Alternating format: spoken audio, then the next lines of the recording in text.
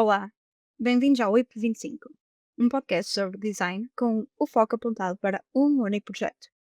Procuramos ir para lá da superfície e entender o que é que está por trás das opções tomadas pelos designers. Este podcast surgiu no contexto de mestrado em Design de Comunicação da ESAD, pela turma 2024-2025. Boa escuta!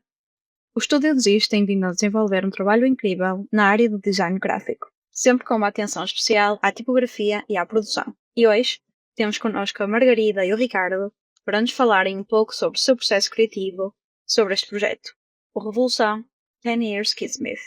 Mas primeiro, gostava que falassem um pouco sobre o vosso estúdio, como surgiu a Desisto, como foi a sua evolução até hoje e aquilo que mais caracteriza a vossa abordagem ao design. Então, olha, nós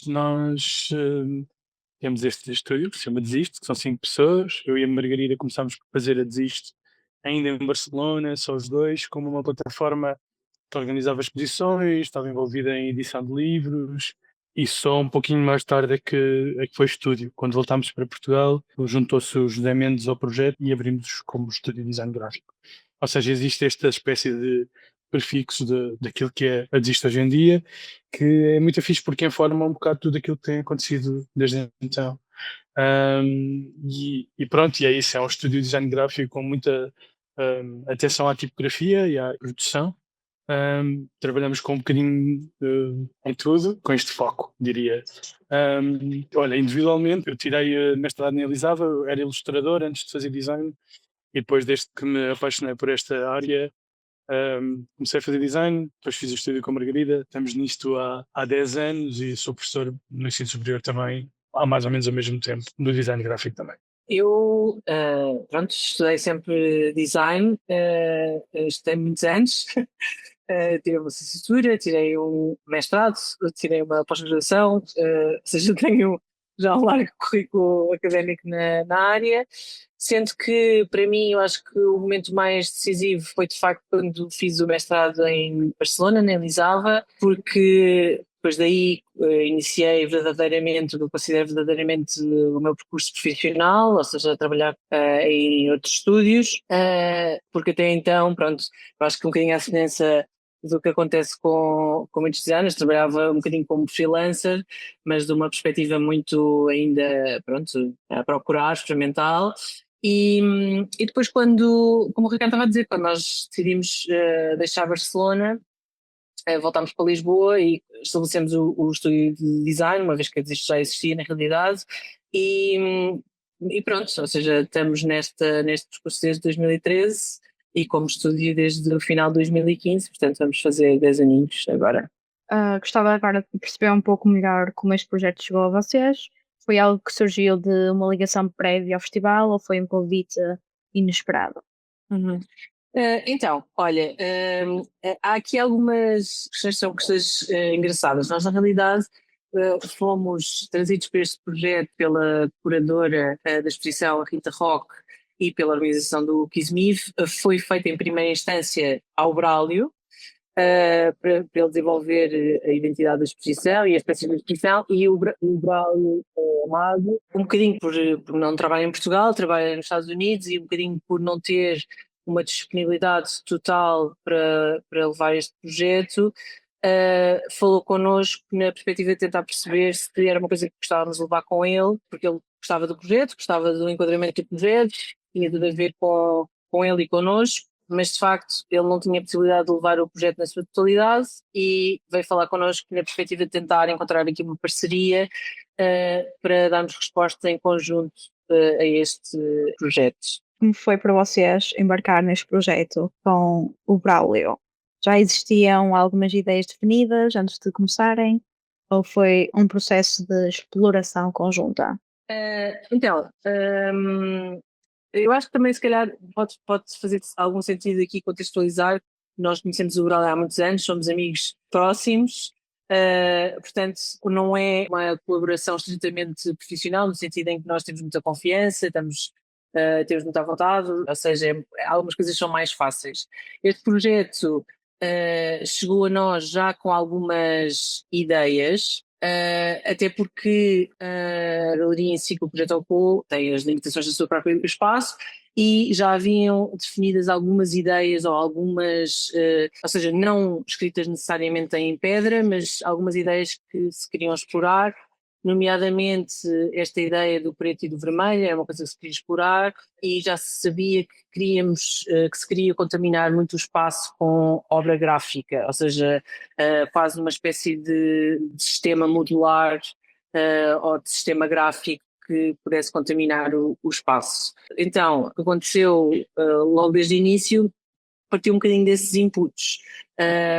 E nós, precisamente por estarmos a trabalhar com o Braille e estamos a trabalhar com, não muitas, mas algumas horas de distância, definimos um bocadinho um plano de ataque.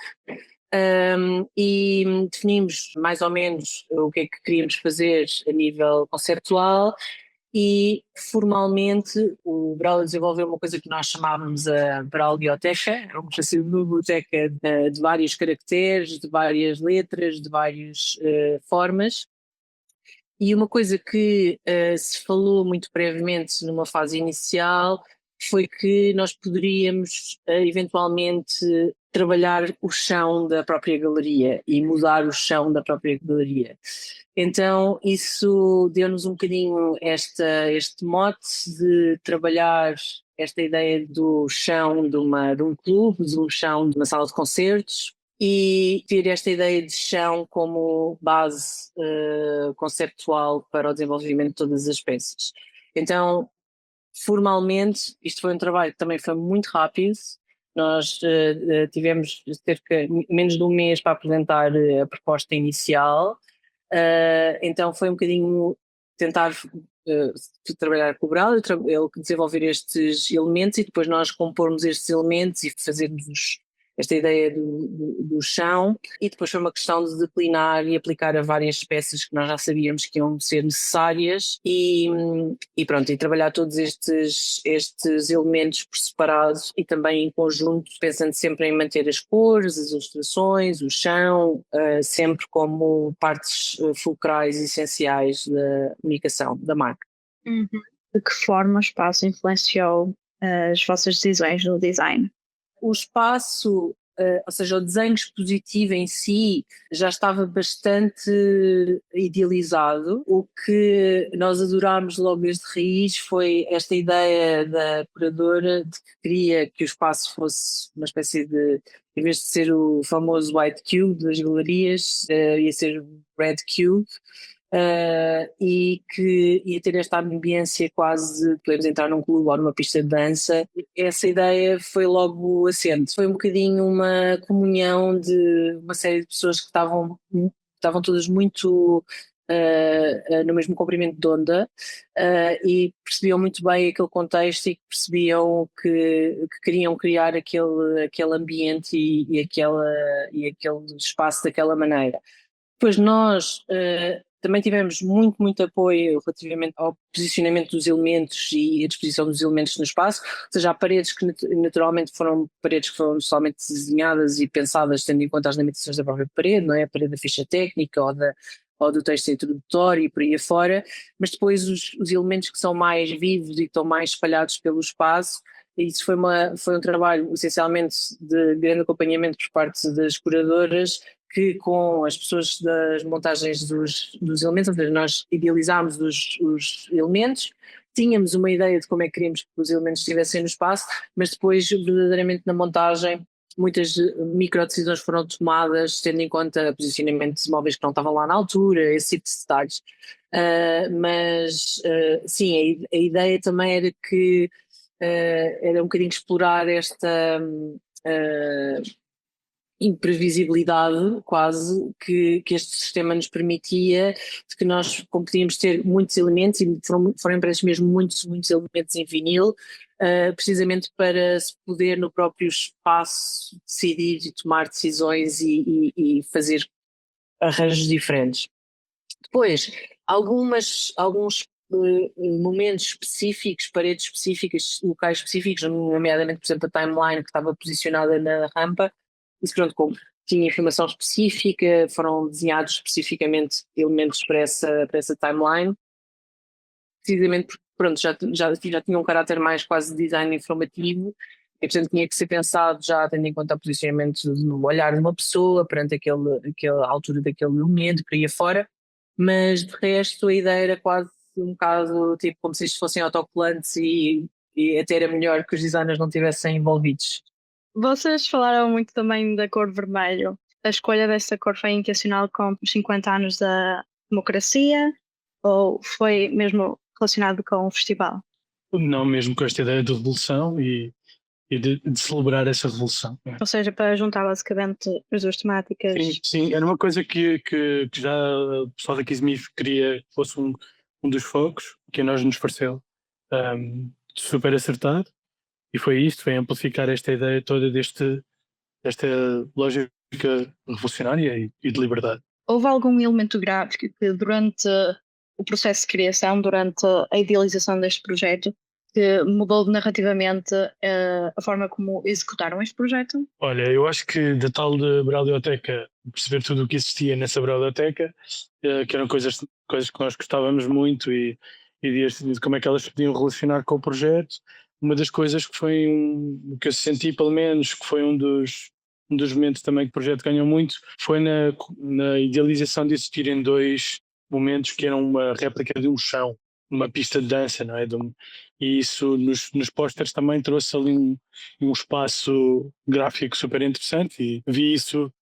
Não foi a minha equipa que levou esse projeto, foi da Margarida. Eu estou um bocadinho a responder por ela, mas eu, pelo menos, dos momentos onde estive envolvido, senti sempre que era esta lógica dessa pista de dança e desse lugar seguro, basicamente. Sim, eu também acho que vale a pena aqui acrescentar que, ou seja, esta biblioteca, como eu estava a referir, foi um objeto que foi sofrendo algumas atualizações durante os meses que estivemos a desenvolver depois as peças em si e as aplicações.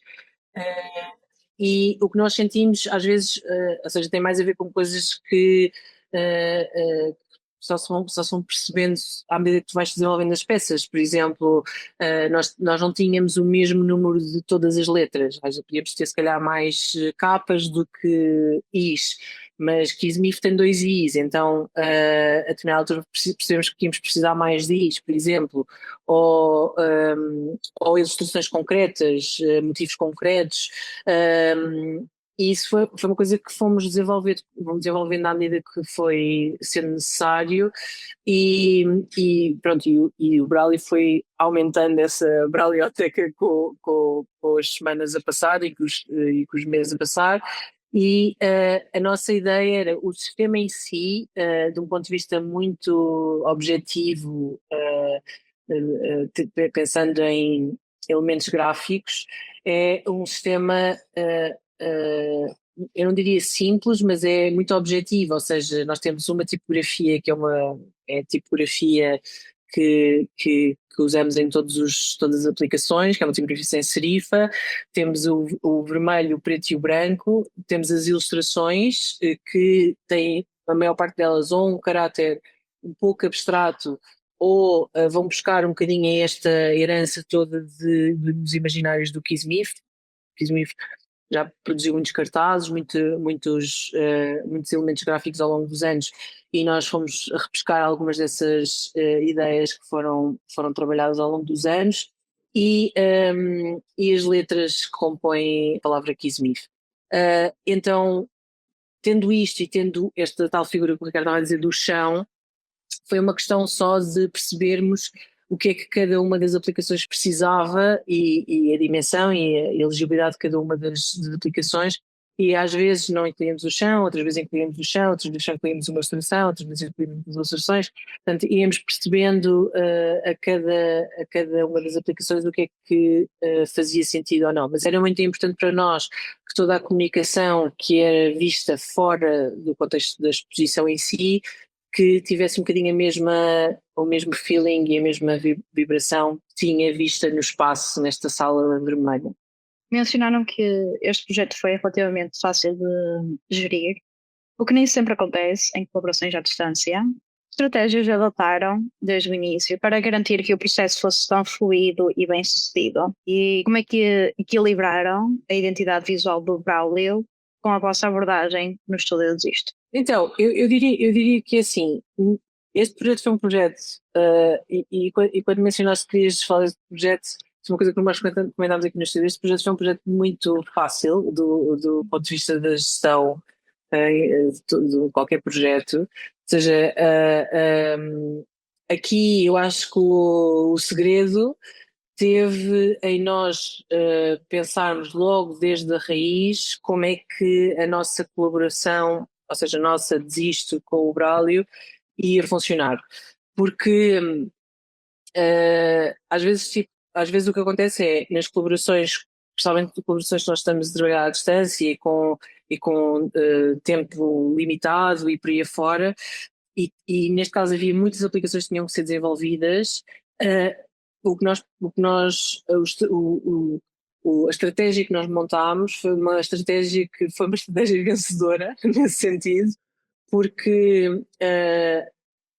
ficámos com elementos que têm muitas características do trabalho do Braulio, e isso era uma coisa que era importante ter, uma vez que o convite foi originalmente feito ao Braulio, mas ao mesmo tempo também muitas características do nosso trabalho. Isso tem precisamente a ver com o facto de o Braulio ter estado muito na gênese e em criar esta biblioteca de elementos, e depois todo o trabalho ter sido efetivamente desenvolvido, fisicamente desenvolvido por nós. Portanto, tem muito das nossas manias e das coisas que nós valorizamos.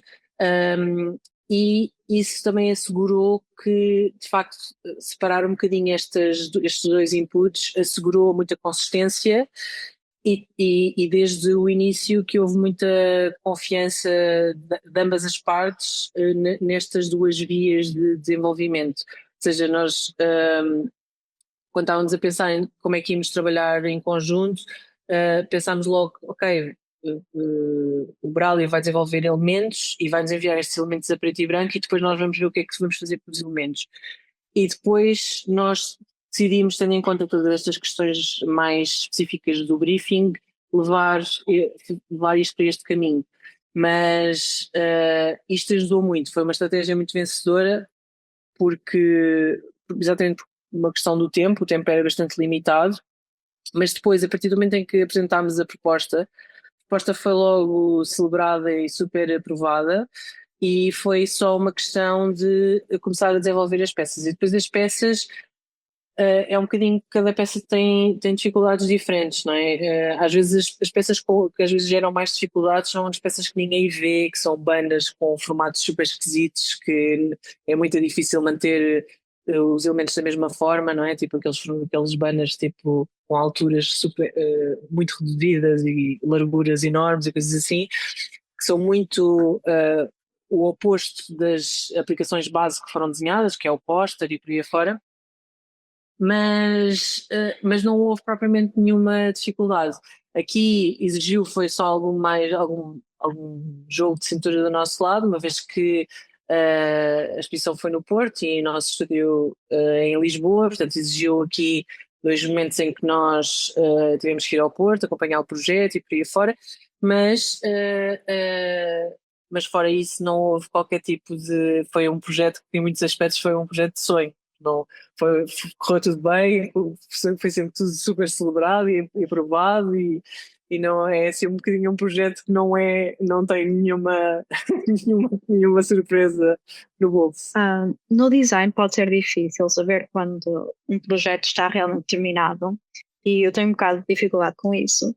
Então eu queria saber como é que vocês conseguem determinar esse momento, se existe um critério específico que utilizam, onde é um equilíbrio entre a narrativa do projeto, o tempo disponível ou a própria intuição da equipa. Então, acho que tem um bocadinho a ver com a narrativa que tu dás aos projetos. O que eu diria é que todos os projetos podem ser eternos, não é? Se nós assim o quiséssemos. Portanto, eu acho que é um bocado esta coisa de perceber um bocado na narrativa que tu criaste, se já passaste por todos os sítios, não é? Eu acho que há um momento, é tipo aquele desenho que tu vais desenhando, está perfeito e tu continuas a desenhar e estragas o desenho. Eu acho que é o tempo de fazer design, e quanto mais vezes fores fazendo coisas, mais vezes percebes quando é que has de parar. E às vezes até há momentos que são tipo super rápidos, parecem estranhamente simples, mas que se chegue exatamente àquilo que tu estás a tentar alcançar. É uma resposta que é uma não resposta, porque é mesmo muito difícil eu te dizer, e acho que no próprio estúdio nós trabalhamos muito assim, porque conversamos muito dentro das próprias equipas, inter-equipa, o estúdio todo, e chegamos assim a um momento onde olhamos e sentimos confortáveis com a maior parte das vezes também tem a ver com o deadline e quando é que está a apresentação ao cliente, por exemplo. Este momento da apresentação muitas vezes é o que nos cria um calendário, que é o que nos cria um método de trabalho, ou um sistema todo de trabalho, e depois chegamos a um momento onde passamos por todos os pontinhos por onde queríamos passar. Se chegar um trabalho agora aqui ao estúdio e me disserem que eu tenho um mês, e se chegar outro que me dizem que eu tenho uma semana, quando eu estiver a calendarizar, a perceber o que é, para onde é que vamos, vou ter outputs relativamente diferentes. O tempo vai um bocadinho permitindo entender isto tudo, não é? E depois também pensar que estão muitos projetos a acontecer ao mesmo tempo, com toda a gente. Então é isso, é perceber também que eles se interligam e se interajudam e se interdesajudam também. E nós temos de perceber isso tudo para chegar a um final, acho que é isso. Sim, eu se calhar acrescentava aqui que eu acho, isso é uma pergunta que nos fazem muito, em geral, ou seja, nós também somos professores, portanto temos muitos alunos que nos fazem essa pergunta, e eu acho que essa pergunta é um bocadinho, ou seja, pode haver sub-perguntas nessa pergunta. É um bocadinho aquilo que o Ricardo estava a dizer, eu acho que existem muitas variáveis para determinar se um projeto é feito ou não, e eu acho que no contexto profissional muitas vezes essas variáveis têm a ver com o orçamento do projeto, com o timeline do projeto, por aí afora, mas eu acho que se a pergunta é de uma perspectiva tipo eh, quando é que tu sabes que visualmente o projeto atingiu o objetivo, eu acho que há metodologias diferentes. Para mim, pessoalmente, um bocadinho como o Ricardo estava a dizer, eu acho que nós todos aqui no estúdio temos um core muito bem assente comum, somos um estúdio muito orientado para o contexto da tipografia, da produção gráfica, mas depois dentro do estúdio temos metodologias ligeiramente diferentes. Eu, para mim, eu se conseguir defender todos os elementos que existem no desenvolvimento visual do projeto de uma forma muito racional, pode ser emocional, mas de uma forma muito lógica, eu geralmente sinto que estou num momento onde esse projeto já pode ser apresentado. Pois é uma questão de percebermos depois questões que têm mais a ver com harmonia visual e detalhes e por aí afora, que podem ser sempre indo sendo ajustados, não é? Ou seja, mas esta ideia que o Ricardo estava a dizer, a narrativa, teres muito bem delineado o que é que tu queres transmitir com um determinado projeto, se depois fazes a avaliação e percebes que efetivamente consegues comunicar isso que decidiste que deves comunicar ou que foi determinado que deve comunicar, eu acho que isso é o primeiro momento onde esse projeto muitas vezes pode ser aberto a outros olhos e ser discutido, ou começar a ser discutido. Ok.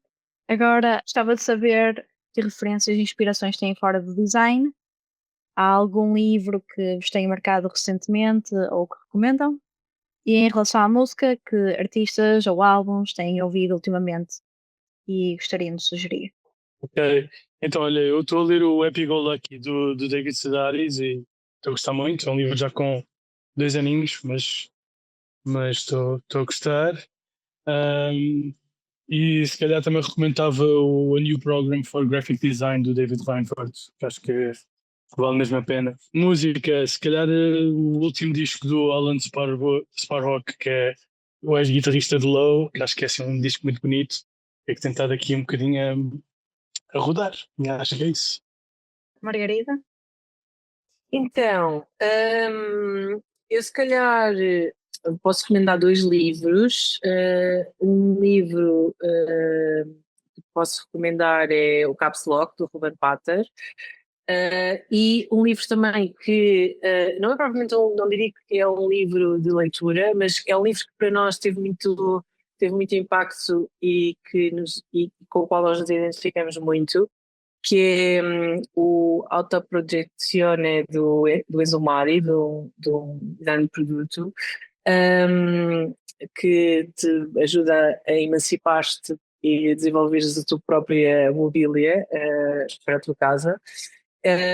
Acho que é uma muito boa referência também como designer em geral. E música, talvez o último álbum do Che Amore ou provavelmente o Cheer de Drug Church. Eu tenho um gosto musical um bocadinho mais limitado que o Ricardo. Portanto, acho que poderia sugerir estes dois. Ok, muito obrigada. Gostaria de agradecer por terem aceito Obrigado. mais uma vez. Foi um prazer ouvir-vos falar sobre este projeto, Revolução 10 Years Kismet. Mais uma vez, obrigada. Igual, Dana.